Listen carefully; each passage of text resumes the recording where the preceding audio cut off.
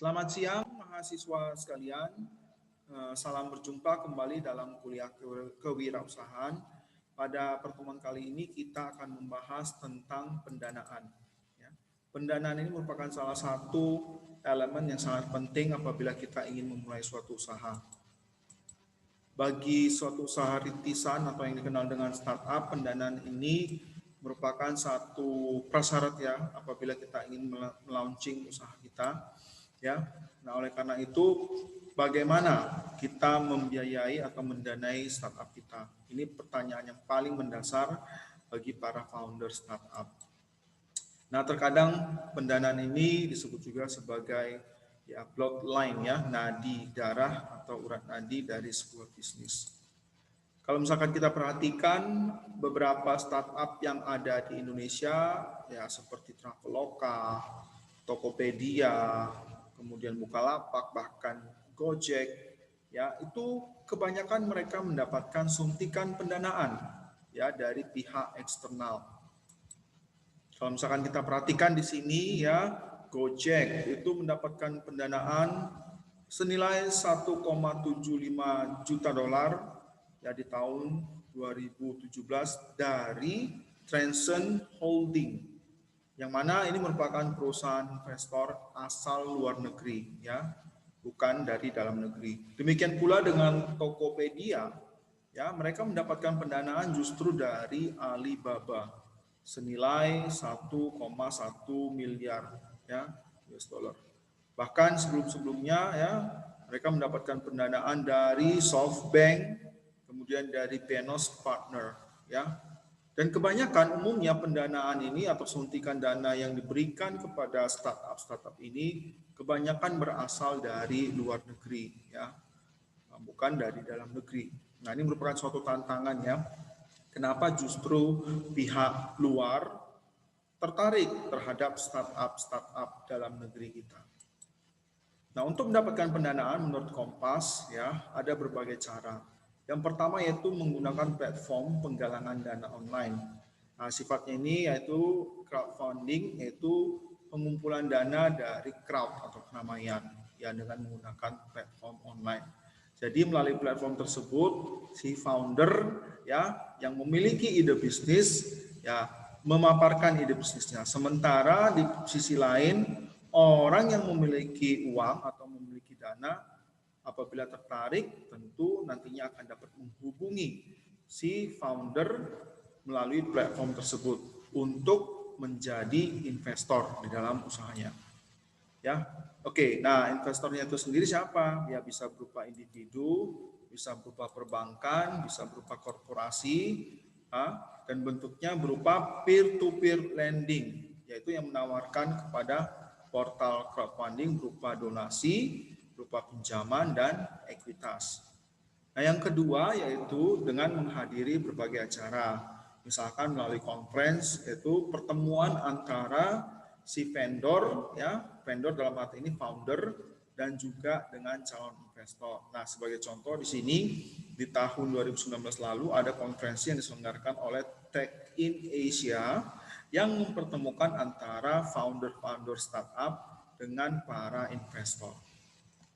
Selanjutnya itu dengan melalui media sosial. Nah, media sosial ini merupakan cara yang paling sederhana dan paling murah ya, yaitu kita dengan memposting secara berkala yang merupakan usaha kita sendiri, kemudian kita akan mendapatkan respon dari calon investor ya, seperti itu.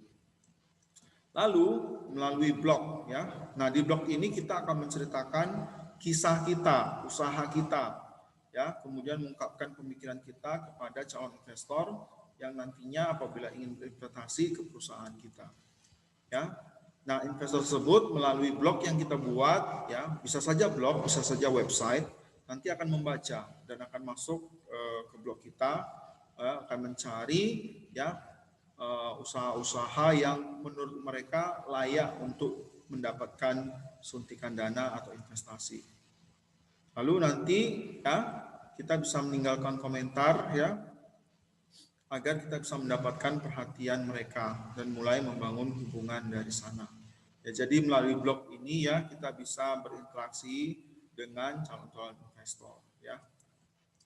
Nah, ini ada beberapa tokoh ya, kebetulan Veriska Aryandanda yang merupakan orang yang bekerja di Microsoft dan beliau cukup concern terhadap munculnya startup-startup baru.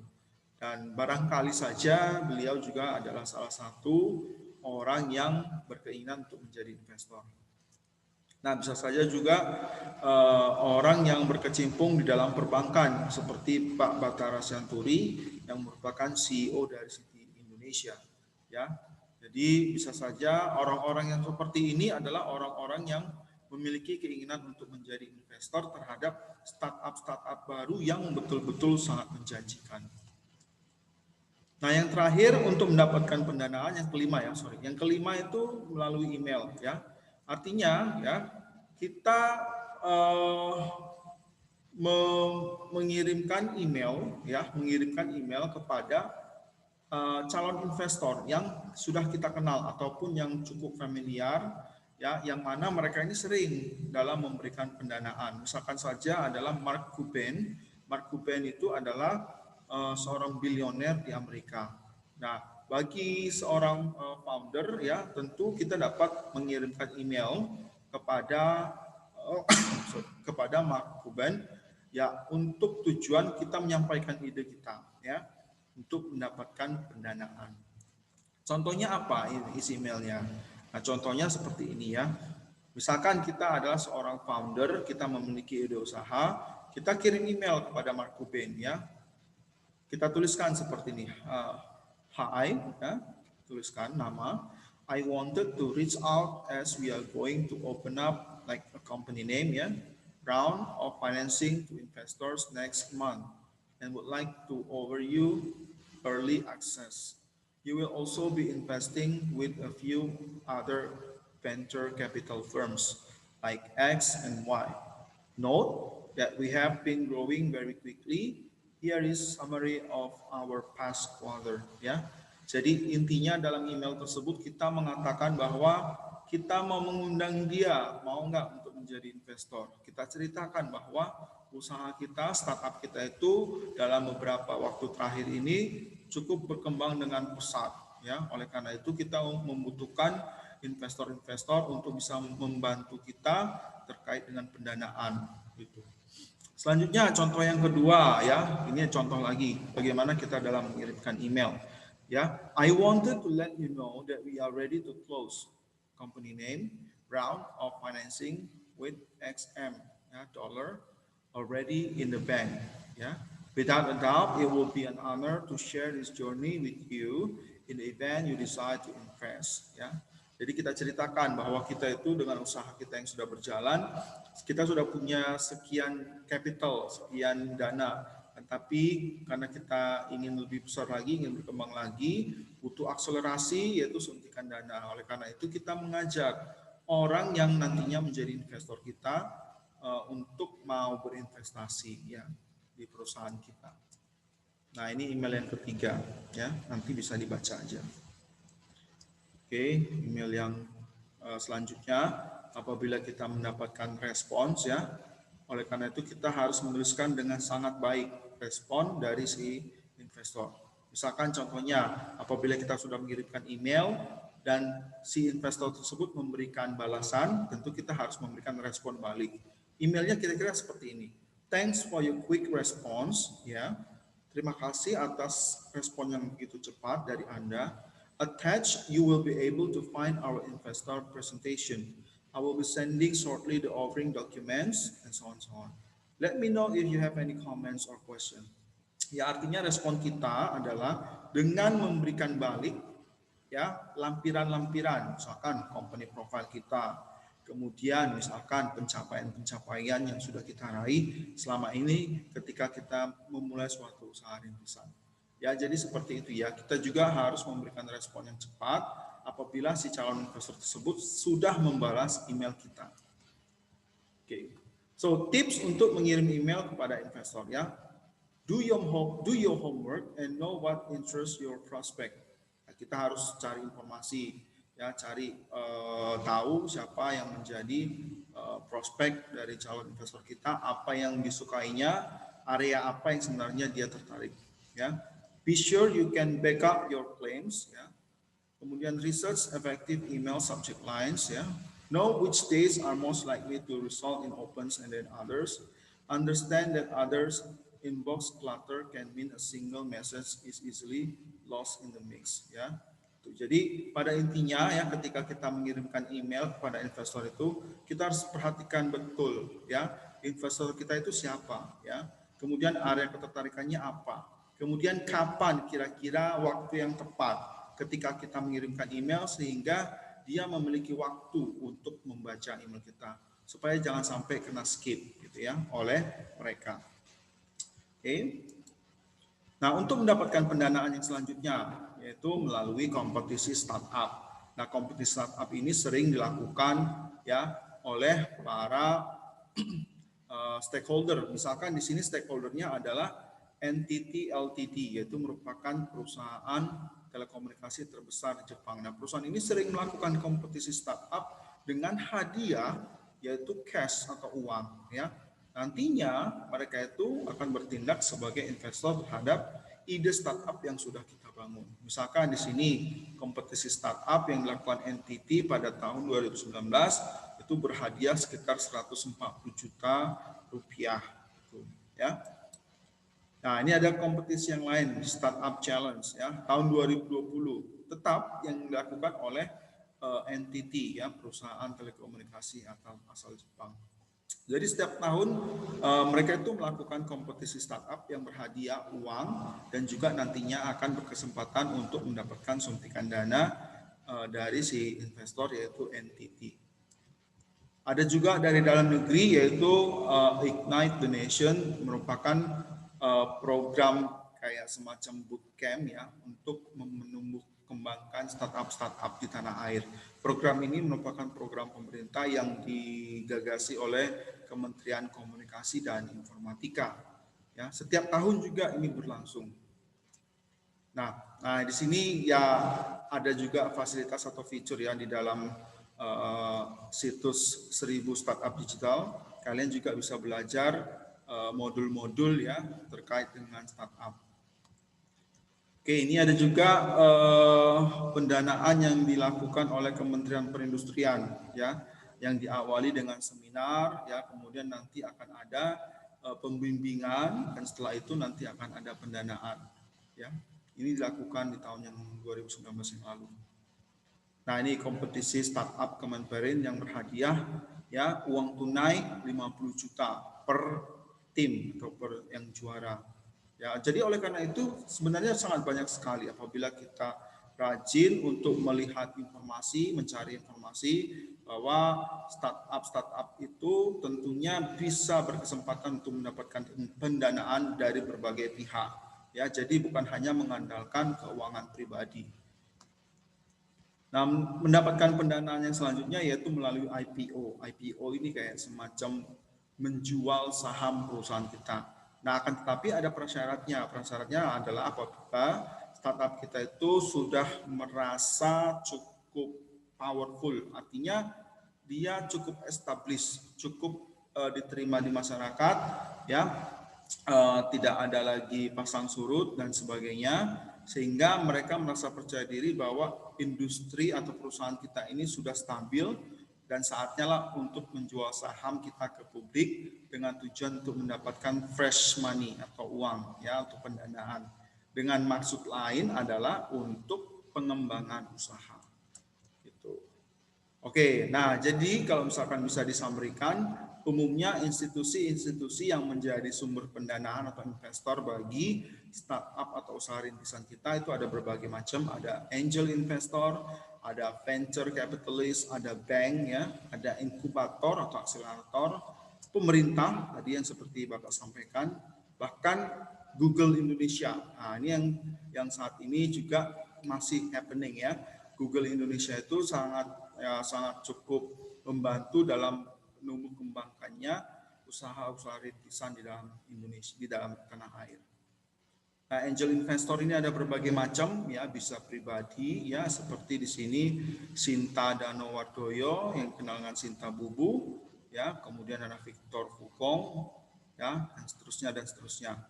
Dan bahkan ada juga yang disebut dengan angin investment, itu merupakan suatu angel investor yang berdomisili di Jakarta, yang dia cukup gencar dalam membantu menumbuh kembangkan usaha-usaha rintisan. Ya, teman-teman atau mahasiswa sekalian nanti bisa baca beritanya di kompas.com ini ya. Nah, ini yang angin angel investor ya. Indonesia first and largest investment network ya. Jadi kalau misalkan kita memiliki suatu ide usaha dan kita ingin mendapatkan pendanaan, kita bisa melakukan registrasi di websitenya Angin ya. Kemudian kita paparkan ide bisnis kita supaya nanti mereka ya tim dari angel investor ini bisa untuk mengevaluasi gitu ya. So how to negotiate with a prospective angel investor ya? Bagaimana kita bernegosiasi dengan mereka? Ya, yang pertama itu identify your investor involvement requirements ya. Cari tahu dulu apa sih yang sebenarnya mereka butuhkan, prasyarat apa yang misalkan mereka ingin temukan di dalam usaha kita. Kemudian size up the investor ya, kita lihat seberapa besar ukuran mereka, apakah mereka investor yang untuk usaha kecil menengah, apakah mereka untuk investor yang usaha yang besar ya. Kemudian build the investor trust ya, bangun kepercayaan. Kemudian understand your investor interest ya, apa ketertarikan mereka. Apakah mereka tertarik di sektor UMKM, pariwisata, kesehatan, pendidikan dan sebagainya. Ya, kemudian ketika kita sudah memaparkan ide kita, usaha kita dan mereka tertarik, kita harus betul-betul dapat mengirimkan negosiator yang bisa yang bisa dipercaya yang untuk bernegosiasi dengan tim angel investor tersebut. Nah, ini ada cerita ya.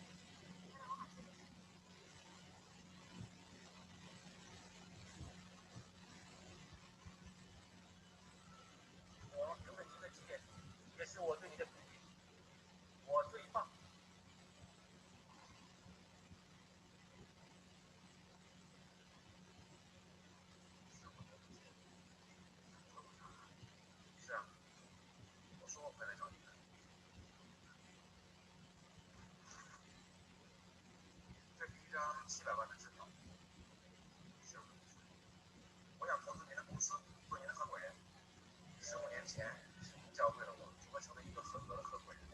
我们就从以上开始，完成了一步又一步的积累。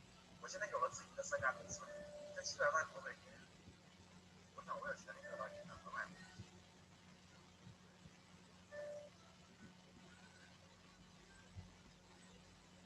您现在多少利息？你要把这息息的过，还要支付我1块钱的利息。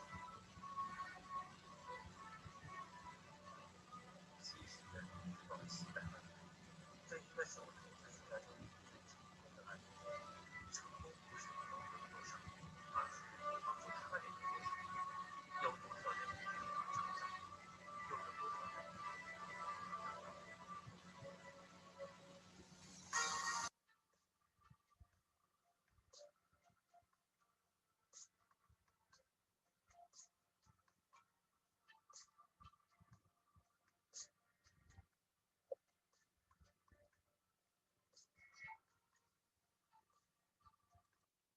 ？Ya, jadi dari cerita ini kita bisa melihat ya bagaimana seorang investor itu pada dasarnya bukan seberapa besar katanya uang yang akan kita raih kembali, tapi ya seberapa banyak orang yang telah kita bantu ya dari investasi yang telah kita lakukan. Nah, akan tetapi bagi orang yang mendapatkan dana investasi harus betul-betul bisa memberikan kepercayaan supaya mereka itu betul-betul bisa mempercayakan uangnya untuk dikembangkan oleh kita sebagai pemilik usaha rintisan. Oke, demikian kuliah kita pada sore hari ini, pada malam hari ini. Terima kasih atas atensinya.